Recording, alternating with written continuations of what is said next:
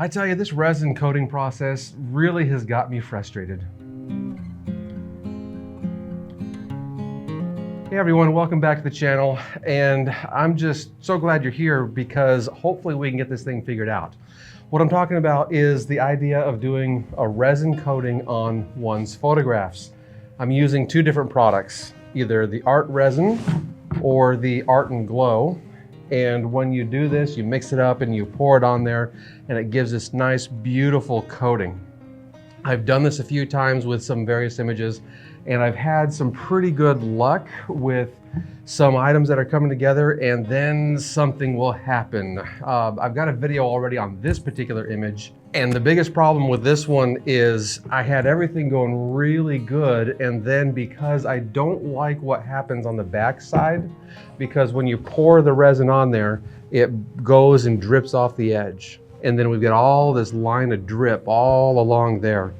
I really don't like that.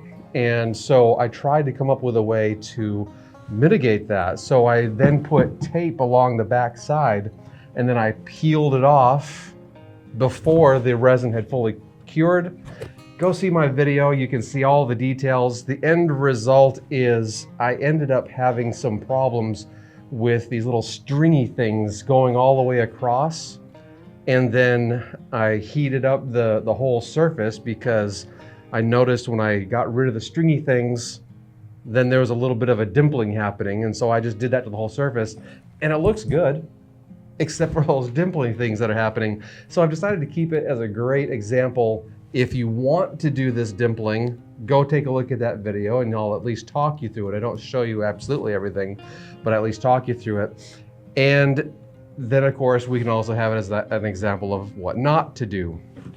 All right, so I thought I had learned some lessons there and I was like, okay, what can I do now to try and figure out a way to not have this drippy edge that I don't need to worry about cleaning off.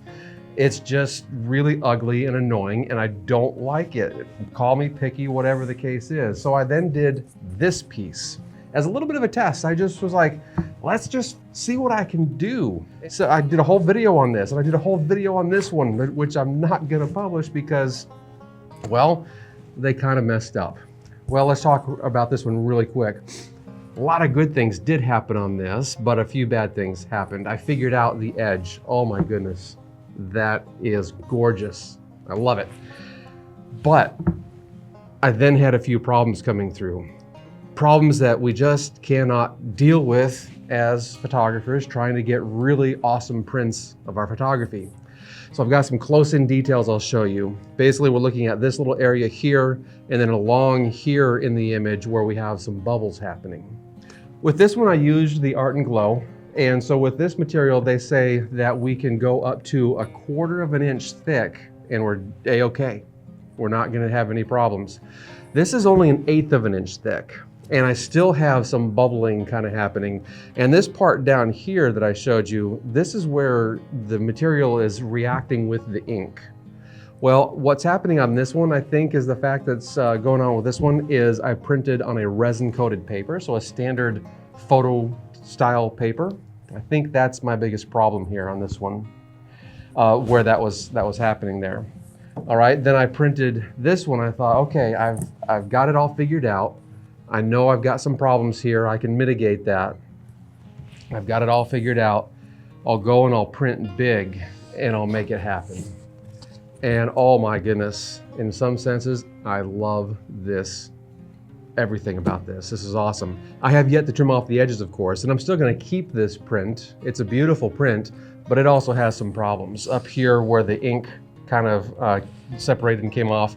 And then also again, just in the cloudy areas, just like in this one, where there's about a mid-tone gray, I've got some really small bubbles happening. So in considering all of these challenges, I've devised a plan that will hopefully help me determine exactly what is the problem.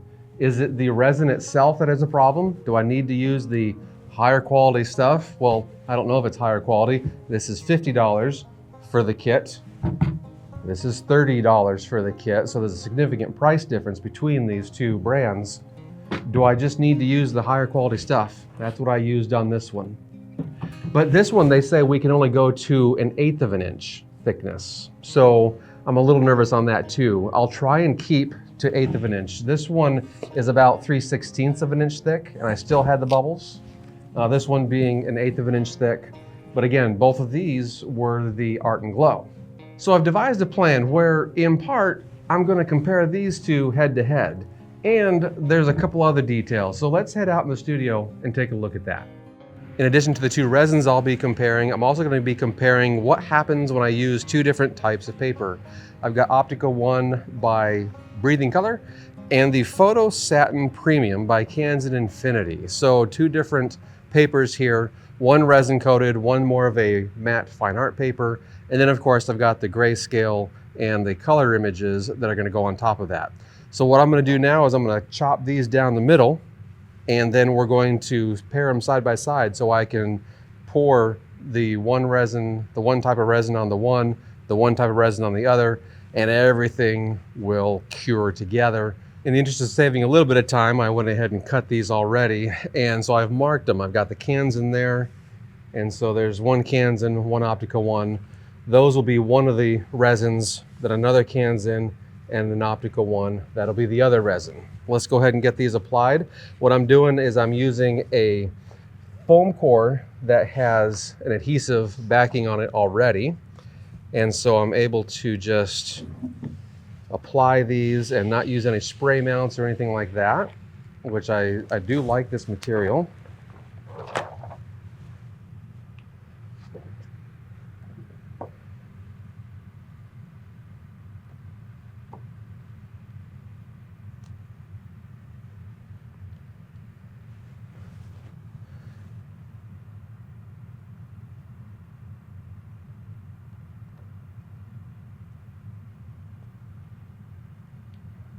There we are. And now I'm going to overlay this release liner and just apply some pressure.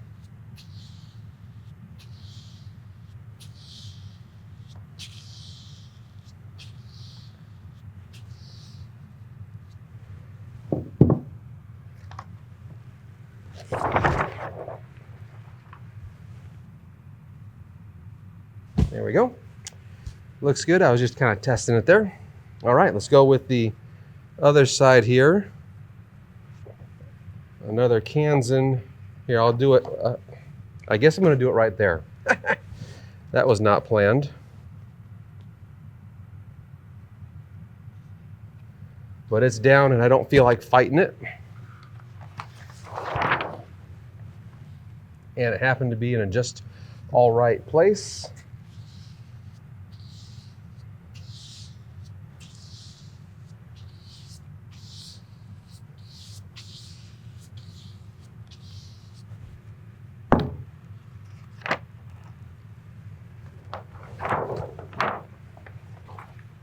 This is a mat board cutter by Logan. If you're interested in any of these products, I'll have all of the items, all of the links in the description below.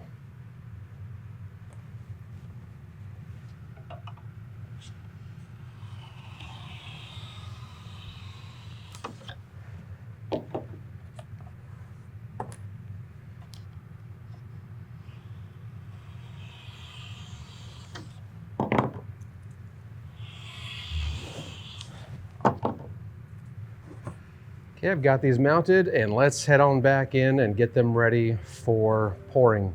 It's time now to get these coated, and the methodology that I've developed in order to get these things building up is to have a little bit of tape wrapped around as a little bit of a gate to keep the stuff from flowing off the edge. This does mean that I need to have or plan for a bit of some area to sacrifice, because what I do is I just take this on the table saw with a nice blade, cuts very cleanly, and I'll show you that at the very end, but it does take some time to set up. So let's go ahead and get this set up with the tape. I like using the painter's tape because it gives away, it will not stick like super much. It's not super uber strong in its stickiness. I also don't go in lengths that are too terribly long.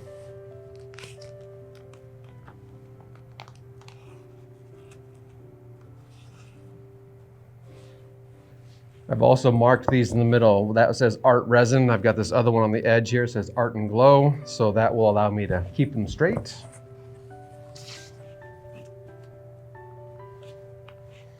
All right, got one done. Let's get the other done. And then we'll also need to actually adhere it very firmly to the table because this stuff likes to just bleed out the edges. So I'll come back when this is all set and ready to go.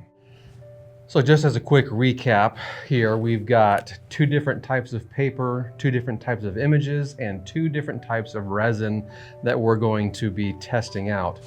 And what I've done now is I've got this almost complete where I've got the kind of a gate set up, a gate of tape as it were, set up. And now I'm just adhering everything to the table itself because the last couple of times I did this, well, the first time I did it all the way around and it was perfect. That was that little print. The second time I did it with a bigger print, I was like, I don't need to do it all the way around. And then I had some nice leakage, seepage of the material going this way and that way. And so I was like, okay, next time I do this, I'm just gonna do the whole thing. And so here we are doing the whole thing all the way around.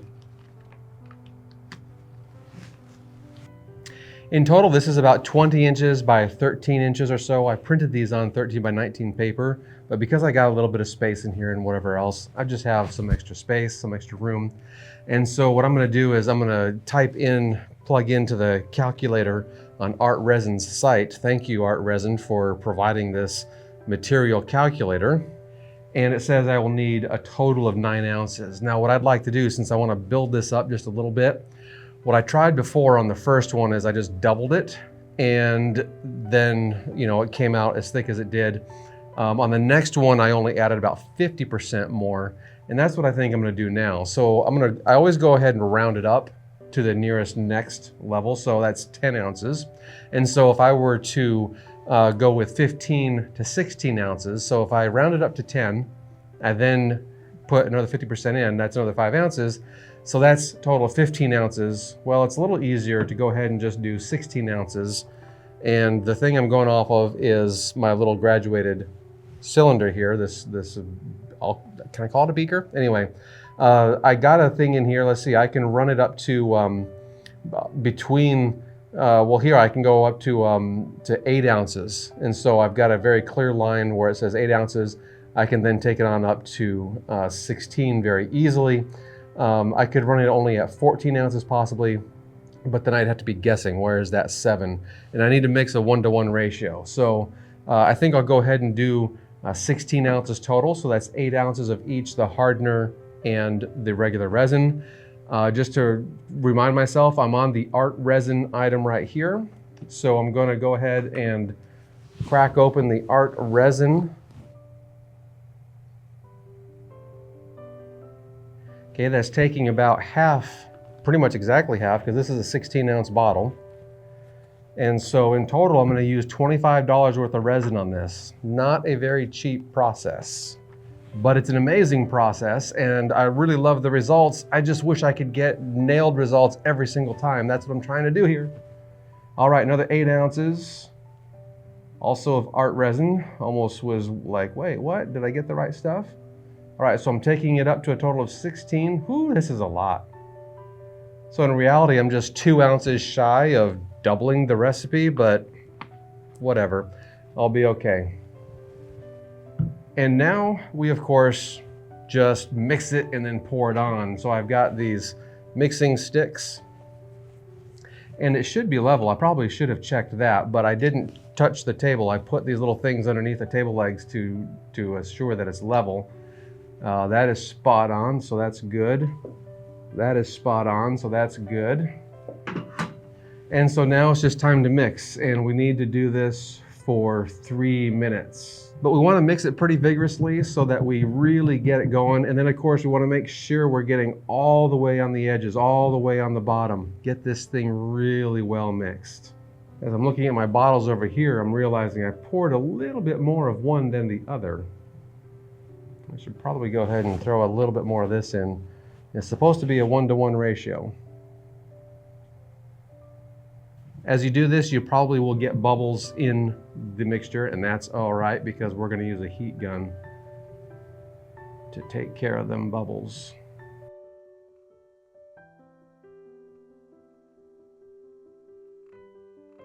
Two minutes down, 1 minute left to go.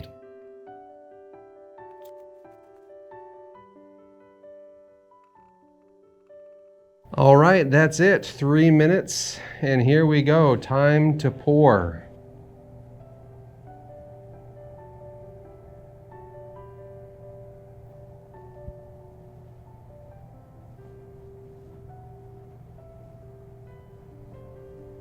Sometimes it might be considered a good idea to wear gloves while doing this, but since I'm not having anything pour over the edges and I'm not really having to clean anything up with my hands, you know, getting right into it with my hands, I figure I'm probably going to be okay. But it is time to start spreading this around.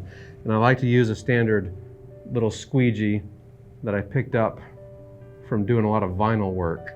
So in the sign industry, you might find these for sign supplies or what have you. They have them on Amazon and places like that too. But when I drag it across, all I'm doing is I'm just letting the weight of the squeegee move things around. I'm not pushing anything. Not pushing it down is what I'm trying to say. So I want to get this all the way in the corners, all the way to the edges. And certainly there's always going to be a little bit of something going on with the edge where it kind of rides up or whatever on the edge.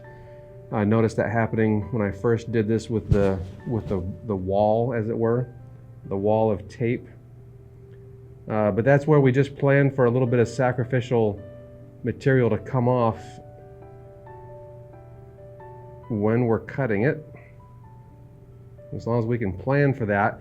And since this is just a test to just try and figure out what is my problem, where are all these things coming from, these issues coming from, I don't mind cutting a little bit into the image. But if I do something else like on the other big one, you'll probably remember you'd seen there was some border there where there was no image. And so we had a little bit of a border to play with.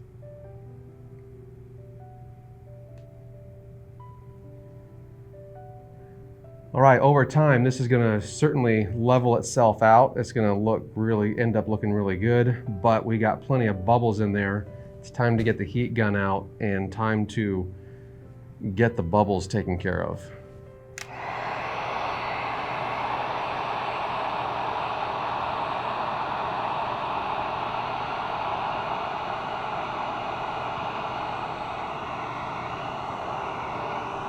And now just for a final dust, I saw a little bit of a dust thing there, so I'm gonna try and just use my stick and grab that out.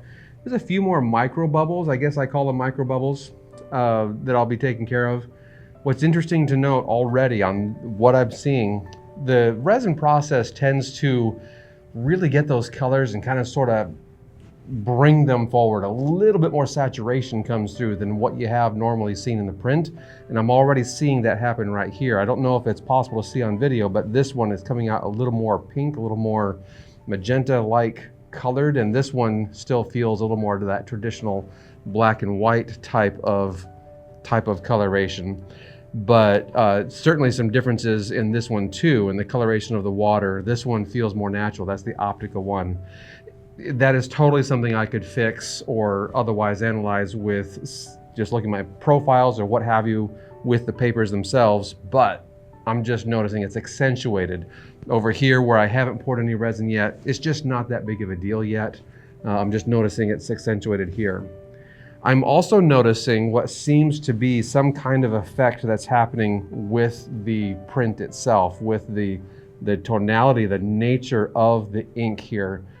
On this resin-coated paper, something is happening. So it seems to me that this is happening pretty quickly too, but it seems to me that the resin-coated paper is not where we want to be. We're on the exact same printer.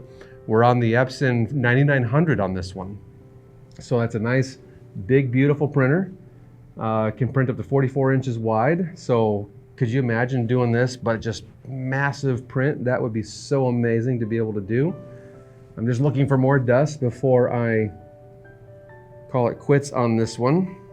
And then I'll probably run that, yeah, I'll definitely run that heat gun over one more time to grab a few more bubbles here. I'm also seeing what I think looks like, again, a little more of that ink separation. So already it seems to me anyway that the resin coated paper is the wrong paper to do with this process. And thus far, it looks pretty good over there on the standard art paper. All right, I'm gonna do a little bit of a, where I already have some bubbles and whatnot coming here, I'm gonna do a little bit of a rub. Not too bad. I don't see hardly, there's maybe a little bit of evidence of something weird happening with the ink. So I've got the Art and Glow ready to go and ready to pour onto this other set here.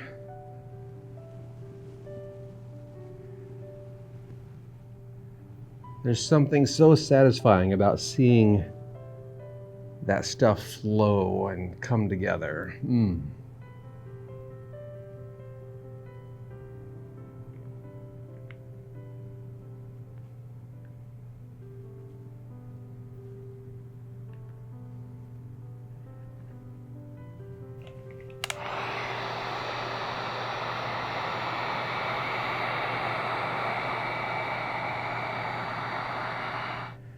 You know, since these are just tests and prototypes, I probably shouldn't be so picky about the dust. It's just kind of part of the nature of who I am, I guess. And in order to fight the dust, what I would normally do is place this board over it and I would basically hover it over it to keep dust from falling on it. That is, of course, after making sure this is nice and clear and clean. This time, I don't think I'm gonna go through that trouble. I just want it to go ahead. If it has a little bit of dust, it has a little bit of dust. And I just want it to cure up and want to see what the results are going forward. This has hopefully been a good investment because going forward, I will know exactly what my process needs to be.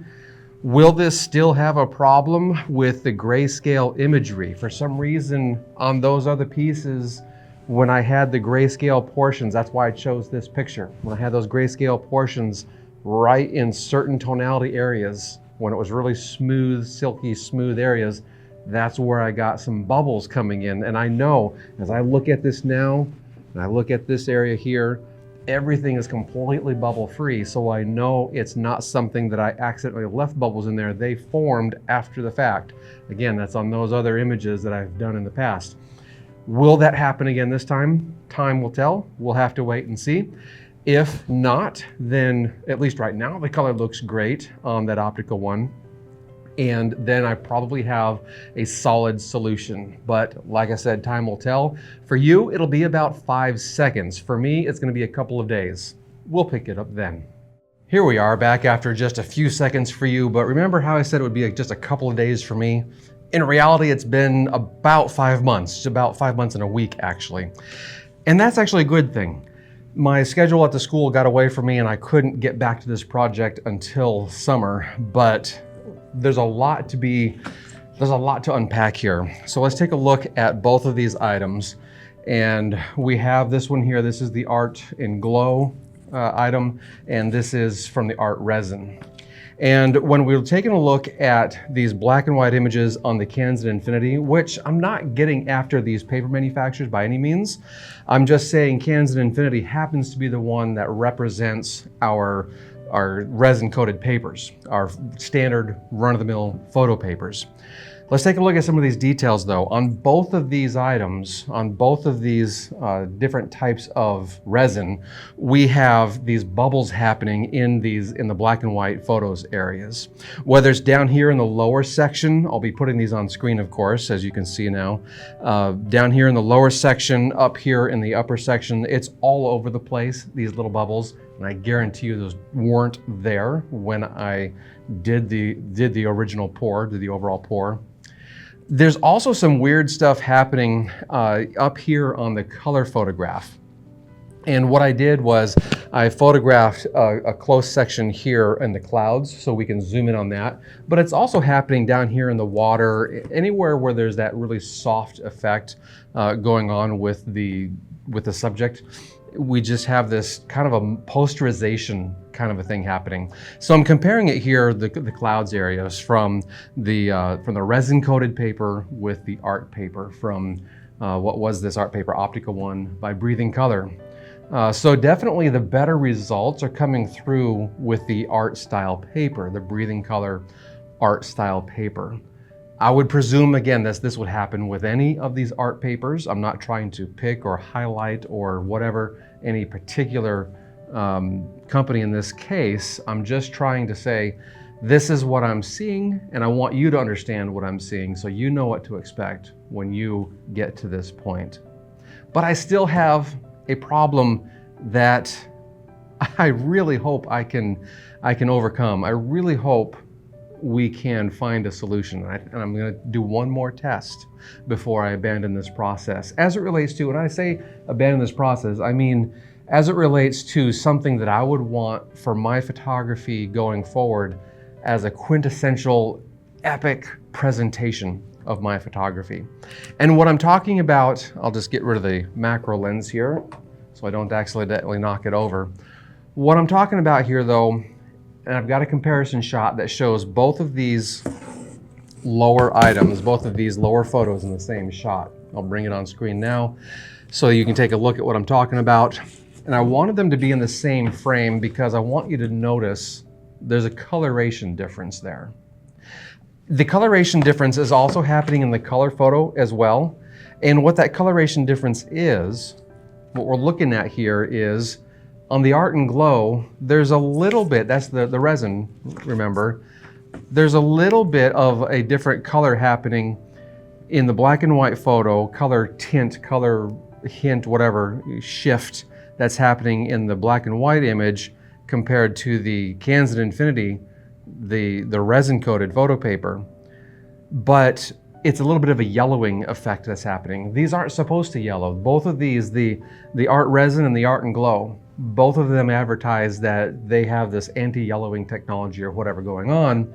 It's just, I'm noticing it just a tiny amount in the Art and Glow and a bit more, about 2 tiny amounts in the Art Resin. Given the fact that this is 5 months and a week since these were poured, since these were established here in the resin, that time frame has allowed for these things to yellow. These have not been in any type of bright sunlight at all. They've been in my office. I do not have an outdoor window. These have been in my office and these have been really protected from any type of UV light. So whatever yellowing is happening is one of 2 things. It's either, well, maybe 3 things. It's either just the nature of the beast for the material, that is for the resin itself. But we should notice too, on this other paper, it's not doing the same thing with that yellowing. So there must be some type of reaction that it's happening to the paper, most likely is the case I would say, or to the ink or whatever that combination thereof is. And again, it's happening a little more yellow on the Art Resin than on the Optica 1. The Optica 1 is really close to being neutral. And so that's awesome, I really appreciate that. But it is what it is. There's a little bit of a color shift there. Now, would you see this in a color photograph? I think yes, we do see a little bit of that color shift in the color photograph. Is this something that's going to get worse over time? I don't know. I can't tell you. But what I can tell you is I'm seeing it right here after 5 months of just not paying any attention to it at all. I'm looking at it, I'm like, something's off. There's just something here that doesn't seem right. And as I look at the white point of the paper, the resin coated paper, and the white point of the art paper, yeah, something weird is going on there. So here's what I'm gonna do. First off, I'm gonna go ahead and cut these, and I'll show you that in a moment, and then we'll take a look at how beautiful these edges are when you cut them. When you cut these items, when I cut these items, I'm really spoiled in that I have access to a really nice wood shop with a fantastic table saw. As long as you've got a good saw that has a really nice edge on it, really nice blade on it that can give you a beautiful edge on acrylic plastics, you're gonna be really good to go with just sawing it, and it's pretty much done. What I've also done in the past though, when I was testing this out, I would take just a little bit of sandpaper, like 200 grit, maybe a little bit greater, a little bit higher than that, and just pretty much round off the edges a little bit. That works really well for taking that sharp edge off of the plastic. But the other thing I'm gonna do, which we'll see also here the results in a moment, I'm gonna take this image. I'm gonna go ahead and put this image in the resin. I'm gonna use the Art and Glow resin, and I'm gonna do the exact same process. I'm gonna mount it onto the foam core. I'm going to put the little gate around it. And what is gonna happen, the reason why this is a little different, okay? Well, first off, this is on a slightly different paper. It's Pure Smooth by Breathing Color, but you'll notice I wrote down here matte varnish. I was testing the varnishes that Breathing Color has, and so this is already coated, so the print is basically sealed. When I seal the print, we can see what happens there. Now, I suppose I should wait another 5 months to see if this is going to turn yellow over time. And maybe I can make a follow-up at that time. But let's go ahead and get this done as well, get this chopped off, and then we'll come right back and we'll finish this all off and hopefully have some kind of definitive idea as to what it takes to get a really awesome print that isn't going to discolor, that isn't going to mess with the inks and make a posterized feel coming from those really soft areas where it's supposed to be just all that good soft area, and it doesn't get those bubbles for some reason on the black and white.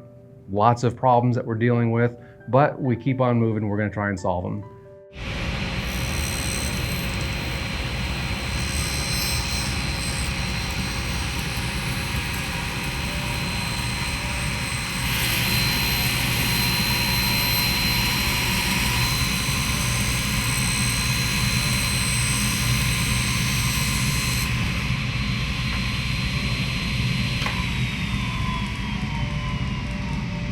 Okay, here we are back after the cutting. These edges are great, and I really like having a quality saw to get really good smooth edges. I'll kind of zoom in here so you can really see I didn't do anything to this, just straight cutting it, didn't even do the sanding of the edge like I had mentioned before.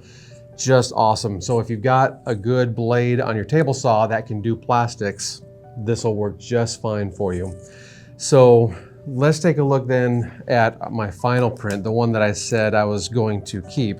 All of these I'll keep because they're great samples, and I'm also going to do a follow-up to see, does this yellow even further? So around December or so this year, I'll try and get that follow-up done. If it's a little later, you know, time will be our friend basically. On this particular one, I had talked about how there was some issues with it. A little bit of the items going on up here with the bubbles and whatnot, but they're so minor, and I do appreciate this image anyway. I decided to go ahead and cut it, and I'll keep it, but it's just gonna be one of those things for demonstration in class as well. But still something I think I can be proud of. But I have not yet seen this one. This is the one that I had, that stump that was coated with the Breathing Color material. That is the, what do they call it? The varnish, that's what they call it. The Breathing Color varnish. And so it's been sitting for 3 or 4 days now, and it is just absolutely gorgeous. Of course, I'm not able to judge the yellowing because it's only been 3 or 4 days. But let's go ahead and unpack this. I ended up getting quite thick on this one. It's about 1/4 of an inch thick, at least 1/4 of an inch thick, maybe slightly more than that. But that's looking really good, really sharp. I have absolutely zero bubbling in any of the areas. Now, I don't have the really soft transition areas like I had with this image, and that's where I was able to really see the bubbling come together.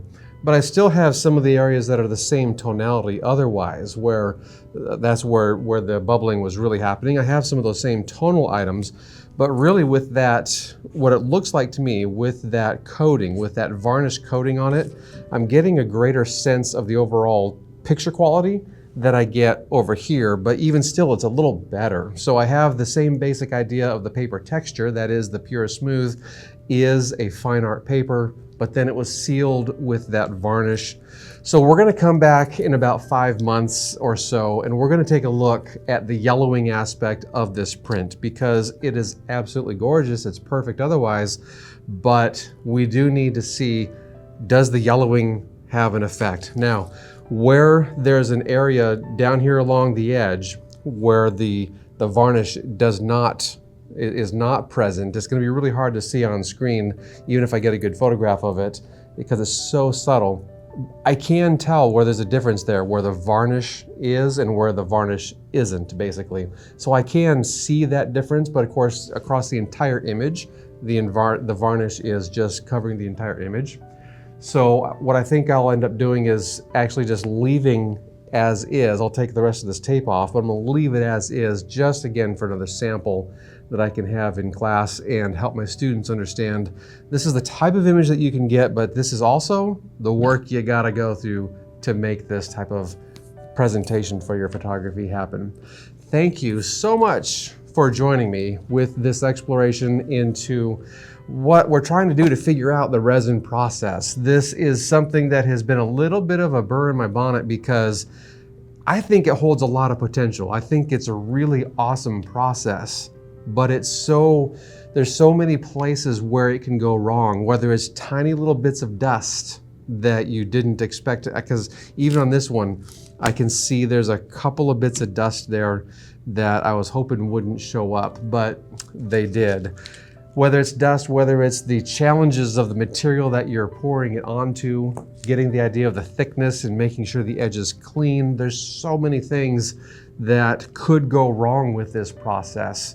And I think I've identified just about every single one of those items that could go wrong. But we've learned a lot, and I'm grateful for you being here. I invite you to hit that like button, of course, hit that subscribe, and we'll catch you next time where we're doing more awesome stuff printing our photography. Until then, God bless and happy printing.